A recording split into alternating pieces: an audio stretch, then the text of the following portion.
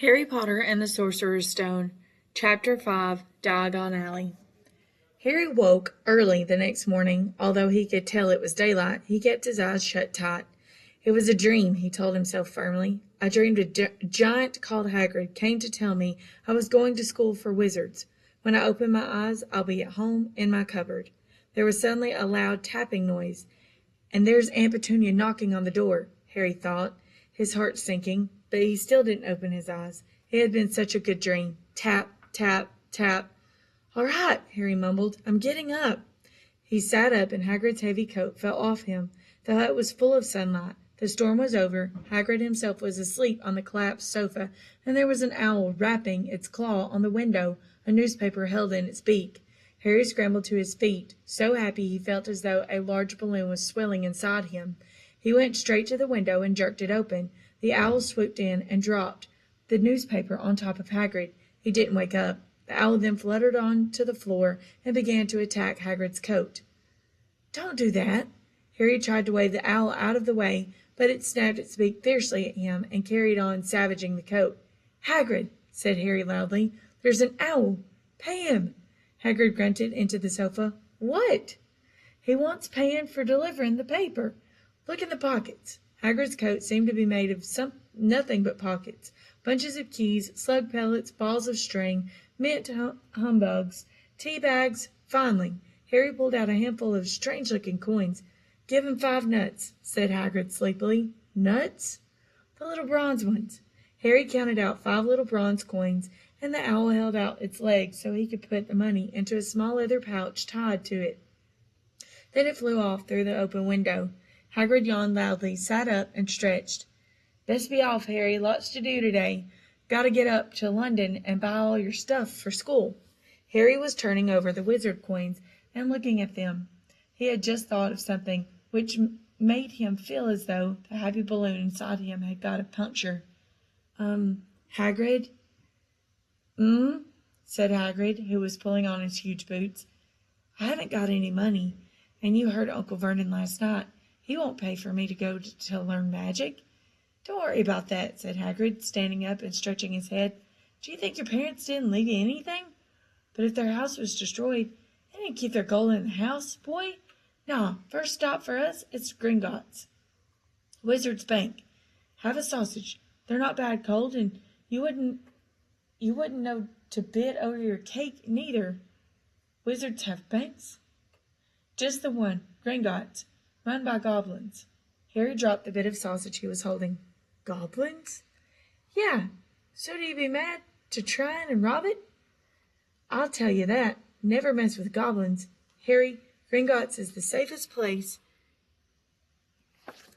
in the world for anything you want to keep safe, except maybe Hogwarts. As a matter of fact, I got to visit Gringotts anyway, for Dumbledore, Hogwarts business. Hagrid drew himself up proudly. He usually gets me to do important stuff for him. Fetching you, getting things from Gringotts.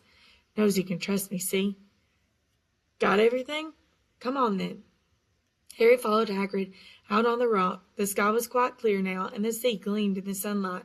The boat Uncle Vernon had hired was still there, with a lot of water in the bottom from the storm. How did you get here? Harry asked, looking around for another boat. Flew, said Hagrid. Flew? Yeah, but we'll go back in this. Not supposed to use magic now. I've got you. They settled down in the boat. Harry's still staring at Hagrid, trying to imagine him flying. Seems a shame to row, though, said Hagrid, giving Harry another of his sideways looks. If I was to speed things up a bit, would you mind not mentioning it at Hogwarts? Of course not, said Harry, eager to see more magic. Hagrid pulled out the pink umbrella again, tapped it twice on the side of the boat, and they sped off towards land. Why would you be mad to try and rob Gringotts? Harry asked. Spells, enchantments, said Hagrid, unfolding into his newspaper as he spoke. They say there's dragons guarding the high-security vaults, and then you got to find your way. Gringotts is hundreds of miles under London, see? Deep under the underground. You'd die of hunger trying to get out, even if you did manage to get your hands on something. Harry sat and thought about this a while, and Hagrid read his newspaper, the Daily Prophet. Harry had learnt from Uncle Vernon that people liked to be left alone while they did this. but it was very difficult. He never had so many questions in his life. Ministry and magic, messing things up as usual? Hagrid muttered, turning the page. There's a ministry of magic? Harry asked before he could stop himself. Of course, said Hagrid. They wanted Dumbledore for minister, of course, but he'd never leave Hogwarts. So old Cornelius Fudge got the job. Bungler, if ever there was one. So he pelts Dumbledore with owls every morning asking for advice. But what does a ministry of magic do? Well, their main job is to keep it from the muggles, and that's still witches and wizards up and down the country. Why? Why? Blimey, Harry. Everyone be wanting magic solutions to their problems. Now we're best left alone. At this moment, the boat bumped gently into the harbor wall. Hagrid folded up his newspaper, and they clambered up the stone steps onto the street. Passers-by stared a lot at Hagrid as they walked through the little town to the station. Harry couldn't blame them. Not only was Hagrid twice as tall as anyone else, he kept pointing at perfectly ordinary things like parking meters and saying loudly, "See that, Harry? Things these muggles dream up, eh?" "Hagrid," said Harry, panting a bit as he ran to keep up, "did you say there are dragons at Gringotts?" "Well, so they say," said Hagrid. "Crikey, I'd like a dragon." "You'd like one?" "Wanted one ever since I was a kid. Here we go." They had reached the station. There was a train to London in 5 minutes' time. Hagrid, who didn't understand Muggle money, as he called it, gave the notes to Harry so he could buy their tickets. People stared more than ever on the train. Hagrid took up 2 seats, and sat knitting what looked like a canary-yellow circus tent. "Still got your letter, Harry?" he asked as he counted the stitches. Harry took a parchment envelope out of his pocket. "Good," said Hagrid. "There's a list there of everything you need." Harry unfolded a second piece of paper he hadn't noticed the night before and read, Hogwarts School of Witchcraft and Wizardry. Uniform. First-year students will require 3 sets of plain work robes, black. 1 plain pointed hat, black, for day wear. 1 pair of protective gloves, dragonhide or similar. 1 winter cloak, black, silver fastenings. Please note that all pupils' clothes should carry name tags. Set books. All students should have a copy of each of the following: The Standards Book of Spells, Grade 1, by Miranda Goshawk. A History of Magic by Bathilda Bagshot. Magical Theory by Aldebert Waffling. A Beginner's Guide to Transfiguration by Emmerich Switch. 1000 Magical Herbs and Fungi by Philida Spore. Magical Draughts and Potions by Arsenius Jigger. Fantastic Beasts and Where to Find Them by Newt Scamander. The Dark Forces, A Guide to Self-Protection by Quentin Trimble.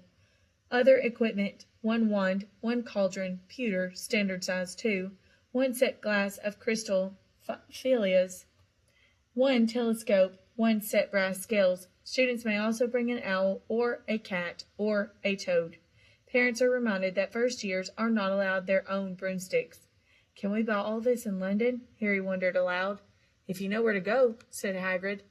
Harry had never been to London before. Although Hagrid seemed to know where he was going, he was obviously not used to getting there in an ordinary way.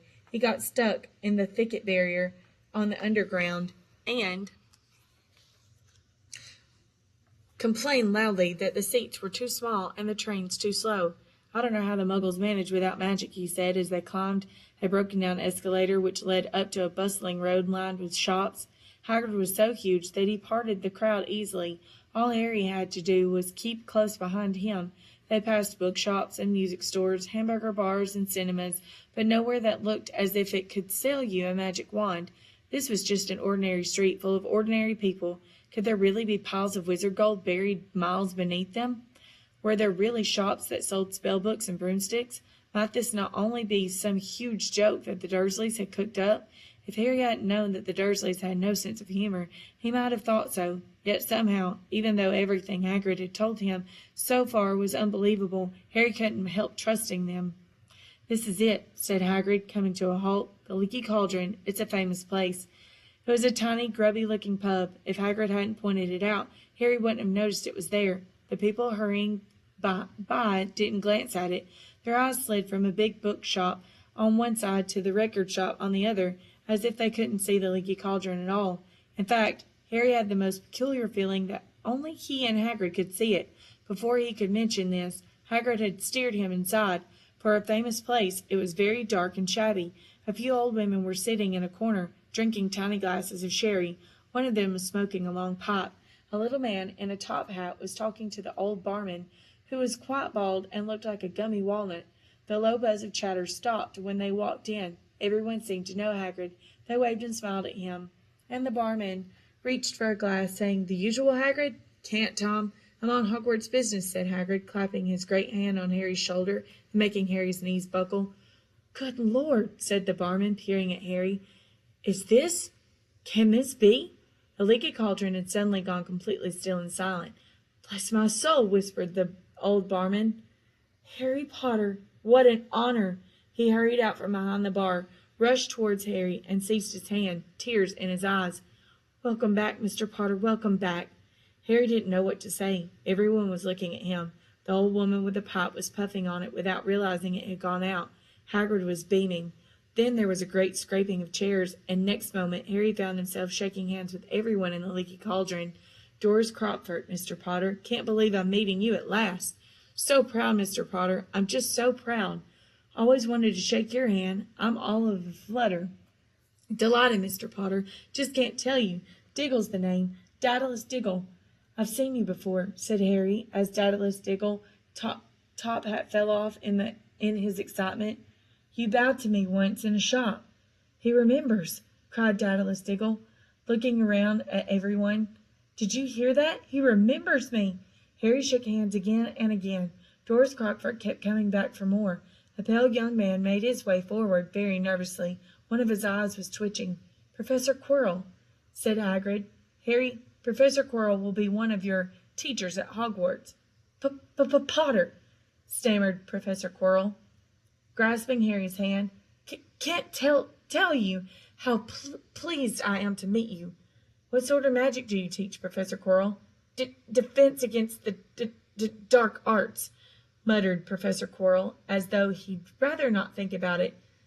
Not that you need it, Potter?" He laughed nervously. "You'll be getting all your equipment, I suppose." I've got to pick up a new book on vampires myself." He looked terrified at the very thought, but the others wouldn't let Professor Quirrell keep Harry to himself. It took almost 10 minutes to get away from them all. At last Hagrid managed to make himself heard over the babble. "Let's get on. Lots to buy. Come on, Harry." Doris Crockford shook Harry's hand one last time, and Hagrid led them through the bar and out into a small walled courtyard where there was nothing but a dustbin and a few weeds. Hagrid grinned at Harry. "Told you, didn't I? Told you was famous. Even Professor Quirrell was trembling to meet you. Mind you, he's usually trembling." "Is he always that nervous?" "Oh, yeah. Poor bloke, brilliant mind. He was fine while he was studying out of the books, but then he took a year off to get some first-hand experience. They say he met vampires in the Black Forest. There was a nasty bit of trouble with a hag. Never been the same since. Scared of the students, scared of his own subject. Now, where's my umbrella? Vampires? Hags?" Harry's head was swimming. Hagrid, meanwhile, was counting bricks on the wall above the dustbin. 3 up, 2 across, he muttered. "Right. Stand back, Harry." He tapped the wall 3 times with the point of his umbrella. The brick he had touched quivered. It wiggled. In the middle, a small hole appeared. It grew wider and wider. A second later, they were facing an archway large enough even for Hagrid, an archway onto a cobbled street, which twisted and turned out of sight. "Welcome," said Hagrid, "to Diagon Alley." He grinned at Harry's amazement. They stepped through the archway. Harry looked quickly over his shoulder and saw the archway shrink instantly back into the solid wall. The sun shone brightly on a stack of cauldrons outside the nearest shop. Cauldrons, all sizes, copper, brass, pewter, silver, self-stirring, collapsible, said a sign hanging over them. "Yeah, you'll be needing one," said Hagrid, "but we got to get your money first." Harry wished he had about 8 more eyes. He turned his head in every direction as they walked up the street, trying to look at everything at once. The shops, the things outside them, the people doing their shopping, a plump woman outside, and apothecaries. was shaking her head as they passed, saying, "Dragon liver, 16 sickles an ounce. They're mad." A low, soft hooting came from a dark shop with a sign saying, "Elopes Owl Emporium." Tawny, Screech, Barn, Brown, and Snowy, several boys of about Harry's age, had their noses pressed against a window with broomsticks in it. "Look," Harry heard one of them say, "the new Nimbus 2000, fastest ever."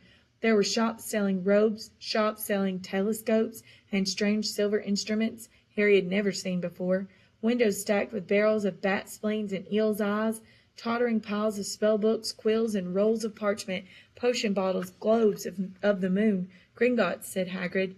They had reached a snowy white building, which towered over the other little small shops. Standing beside its burnished bronze doors, wearing a uniform of scarlet and gold, was, "Yeah, that's a goblin," said Hagrid quietly, as they walked up the white stone steps towards him. The goblin was about a head shorter than Harry. He had a swarthy, clever face, a pointed beard, and Harry noticed very long fingers and feet. He bowed as they walked inside. Now they were facing a second pair of doors, silver this time, with words engraved upon them. "Enter, stranger, but take heed of what awaits the sin of greed. For those who take, but do not earn, must pay most dearly in their turn. So if you seek beneath our floors a treasure that was never yours, thief, you have been warned, beware of finding more than treasure there." "Like I said, he'd be mad to try and rob it," said Hagrid.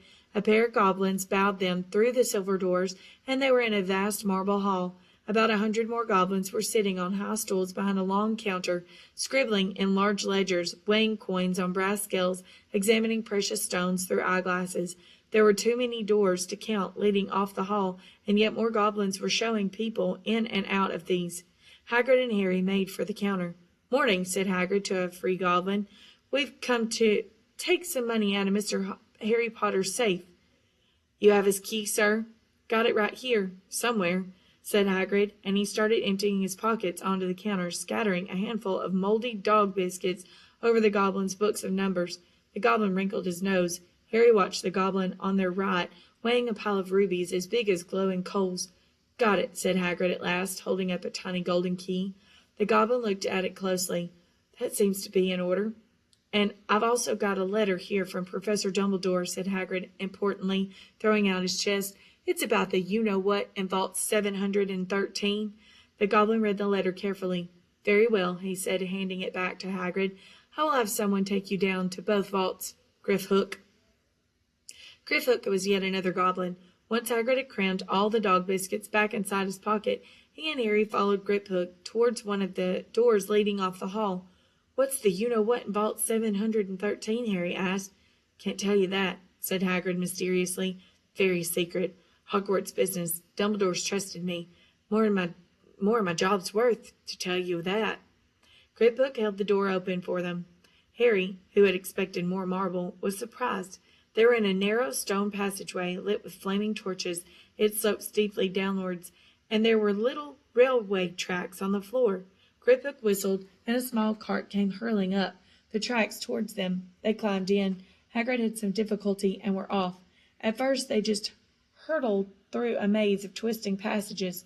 Harry tried to remember left, right, left, middle, fork, right, left, but it was impossible.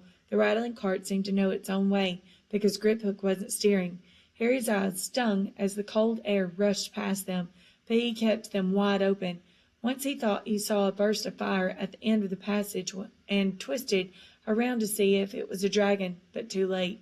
They plunged even deeper, passing an underground lake where huge stalactites and stalagmites grew from the ceiling and floor. "I never know," Harry called to Hagrid over the noise of the cart. "What's the difference between a stalagmite and a stalactite?" "Stalagmite's got an M in it," said Hagrid. "And don't ask me questions just now. I think I'm going to be sick." He did look a little green, and when the cart stopped at last beside a small door in the passage wall, Hagrid got out and had to lean against the wall to stop his knees trembling. Grifhook unlocked the door. A lot of green smoke came billowing out, and as it cleared, Harry gasped. Inside were mounds of gold coins, columns of silver, heaps of little bronze nuts. "All yours," smiled Hagrid. All Harry's. It was incredible. The Dursleys couldn't have known about this, or they'd have had it from him faster than blinking. How often had they complained how much Harry cost them to keep, and all the time there had been a small fortune belonging to him buried deep under London. Hagrid helped Harry pile some of it into a bag. The gold ones are galleons, he explained. 17 silver sickles to a galleon, and 29 nuts to a sickle. It's easy enough. Right, that should be enough for a couple of terms. We'll keep the rest safe for you. He turned to Griphook. Vault 713 now, please. And can we go more slowly? One speed only, said Griphook. They were going even deeper now and gathering speed. The air became colder and colder as they hurtled round tight quarters. They went rattling over an underground ravine, and Harry leant over the side to try and see what was down at the dark bottom. But Hagrid groaned and pulled him back by the scruff of his neck. Vault 713 had no keyhole. Stand back, said Griphook importantly. He stroked the door gently by one of his long fingers, and it simply melted away. If anyone but a Gringotts goblin tried that, they'd be sucked through the door and trapped in there, said Griphook. How often do you check to see if anyone's inside? Harry asked. Not once every 10 years, said Griphook with a rather nasty grin. Something really extraordinary had to be inside this top-security vault. Harry was sure. He leant forward, eagerly expecting to see fabulous jewels at the very least, but at first he thought it was empty. Then he noticed a grubby little package wrapped up in brown paper lying on the floor. Hagrid picked it up and tucked it deep inside his coat. Harry longed to know what it was, but knew better than ask. Come on back in this infernal cart, and don't talk to me on the way back. It's best if I keep my mouth shut, said Hagrid. One wild cart ride later, they stood blinking in the sunlight outside Gringotts. Harry didn't know where to run first. Now that he had a bag full of money, he didn't have to know how many galleons there were to the pound to know that he was holding more money than he'd had in his whole life, more money than even Dudley had ever had. Might as well get your uniform, said Hagrid, nodding towards Madame Malkin's robes for all occasions. Listen, Harry, would you mind if I slipped off for a pick-me-up in the leaky cauldron? I hate them Gringotts carts. He did still look a bit sick, so Harry entered Madame Malkin's shop alone, feeling nervous. Madame Malkin was a squat, smiling witch dressed all in mauve. Hogwarts, dear, she said. Then Harry started to speak. Got the lot here. Another young man being fitted up, just now, in fact. In the back of the shop, a boy with a pale pointed face, was standing on a footstool, while a second witch pinned up his long black robes. Madame Malkin stood. Harry, on the stool next to him, slipped a long robe over his head and began to pin it to the right length. Hello, said the boy. Hogwarts, too? Yes, said Harry. My father's next door buying my books, and mother's up the street looking at wands. Said the boy. He had a bored, drawling voice. Then I'm going to drag them off to look at racing brooms. I don't see why first years can't have their own. I think I'll bully father into getting me one, and I'll smuggle it in somehow. Harry was strongly reminded of Dudley. Have you got your own broom? The boy went on. No, said Harry. Play Quidditch at all? No, Harry said again, wondering what on earth Quidditch could be. I do. Father says it's a crime if I'm not picked to play for my house, and I must say I agree. Know what house you'll be in yet? No, said Harry, feeling more stupid by the minute. Well, no one really knows until they get there, do they? But I know I'll be in Slytherin. All our family have been. Imagine being in Hufflepuff. I think I'd leave, wouldn't you? Said Harry, wishing he could say something a bit more interesting. I say, look at that man, said the boy suddenly, nodding towards the front window. Hagrid was standing there grinning at Harry and pointing at 2 large eye screens to show he couldn't come in. That's Hagrid, said Harry, pleased to know something the boy didn't. He works at Hogwarts. Oh, said the boy, I've heard of him. He's a sort of servant, isn't he? He's the gamekeeper, said Harry. He was liking the boy less and less every second.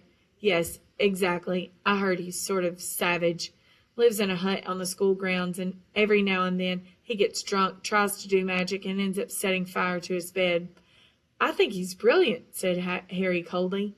Do you? Said the boy with a slight sneer. Why, is he with you? Where are your parents? They're dead, said Harry shortly. He didn't feel much like going into the matter with this boy.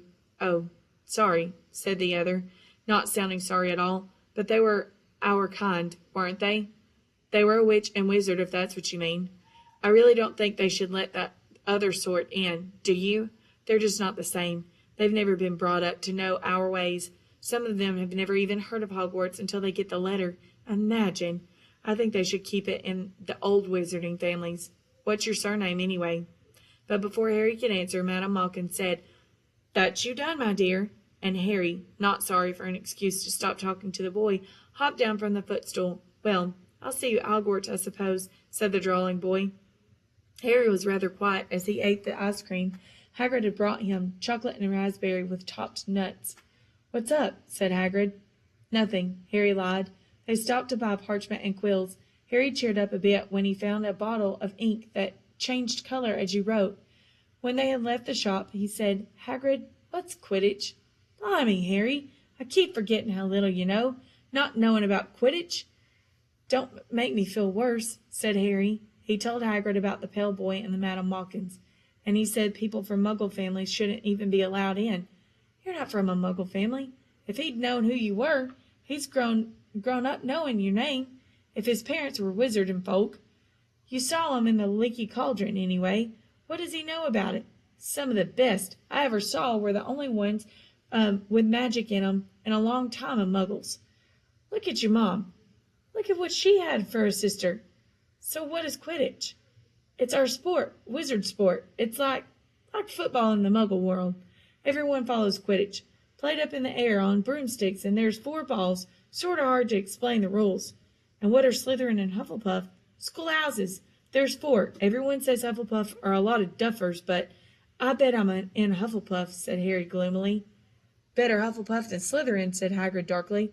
There's not a single witch or wizard who went bad who wasn't in Slytherin. You know who was one. You know who was at Hogwarts? Years and years ago, said Hagrid.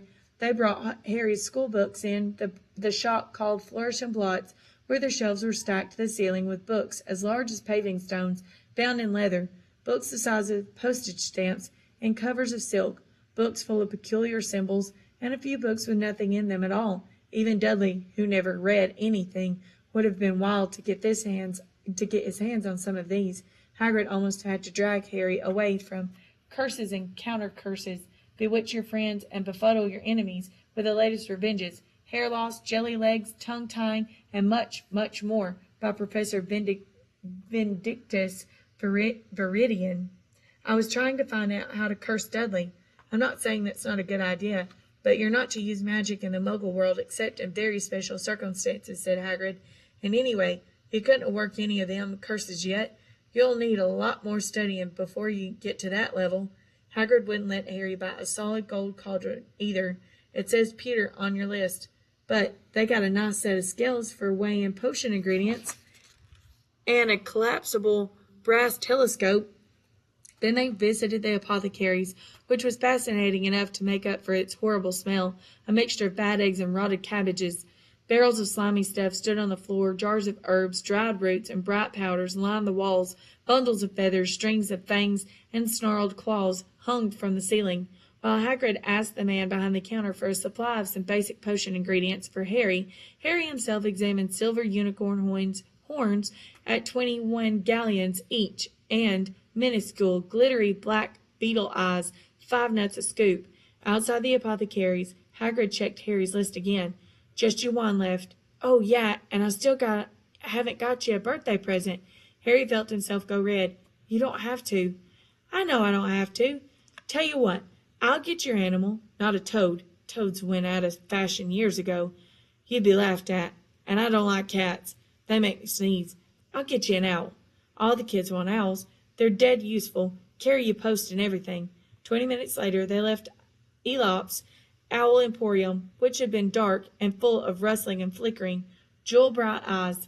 Harry now carried a large cage which held a beautiful snowy owl, fast asleep with her head under her wing. He couldn't stop stammering his thanks, sounding just like Professor Quirrell. Don't mention it, said Hagrid gruffly. Don't expect you've ever had a lot of presents from them Dursleys. Just Ollivanders left now. Only place for wands. Ollivanders, and you gotta have the best wand. A magic wand.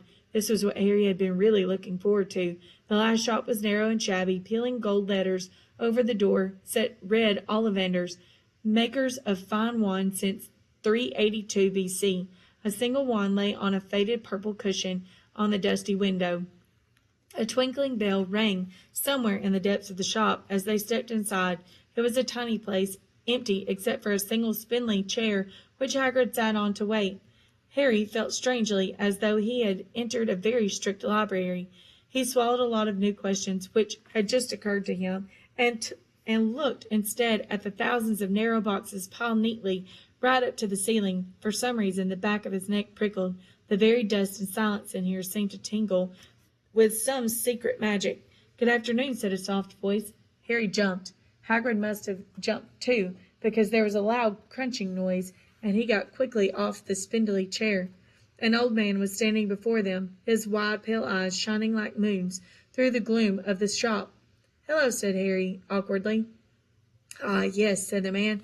Yes, I thought I'd be seeing you soon. Harry Potter." It wasn't a question. "You have your mother's eyes. It seems only yesterday she was in here herself buying her first wand, 10¼ inches long, swishy, made of willow. Nice wand for charm work." Mr. Ollivander moved closer to Harry. Harry wished he would blink. Those silvery eyes were a bit creepy. "Your father, on the other hand, favored a mahogany wand, 11 inches, pliable, a little more power, and excellent for transfiguration." "Well, I say your father favored it. It's really the wand that chooses the wizard, of course." Mr. Ollivander had come so close that he and Harry were almost nose to nose. Harry could see himself reflected in those misty eyes, and that's where Mr. Ollivander touched the lightning scar on Harry's forehead with a long white finger. "I'm sorry to say I sold the wand that did it," he said softly. 13½ inches. Powerful wand. Very powerful. And in the wrong hands? Well, if I'd known what the wizard was going to do and was going to go out into the world to do." He shook his head, and then, to Harry's relief, spotted Hagrid.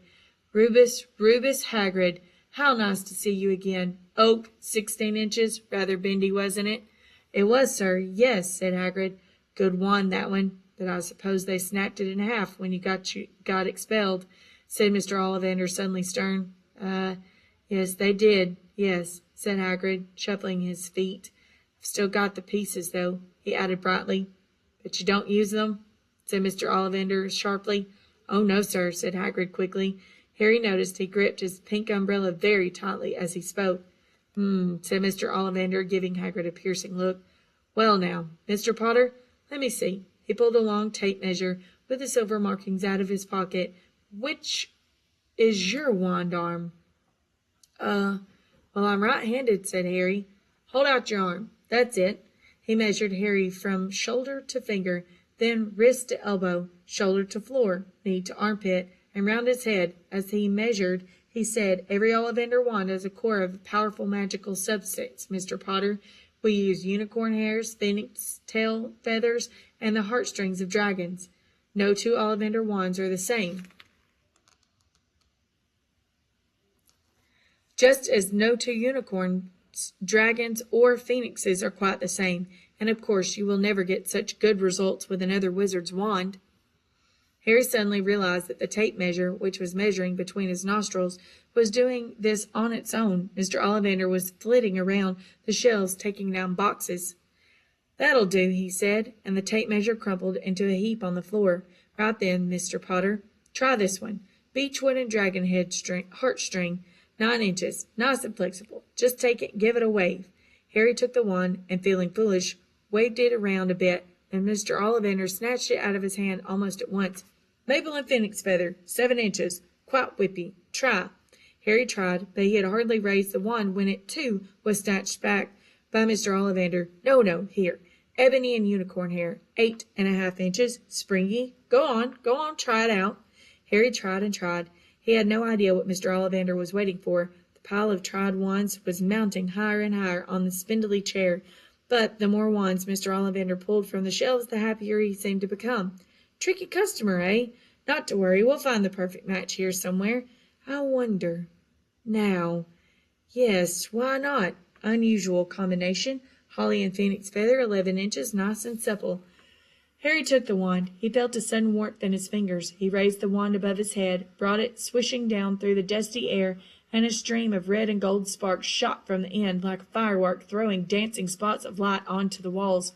Hagrid whooped and clapped, and Mr. Ollivander cried, "Oh, bravo! Yes, indeed! Oh, very good! Well, well, well! How curious! How very curious!" He put Harry's wand back into its box and wrapped it in brown paper, still muttering, "Curious, curious." "Sorry," said Harry, "but what's curious?"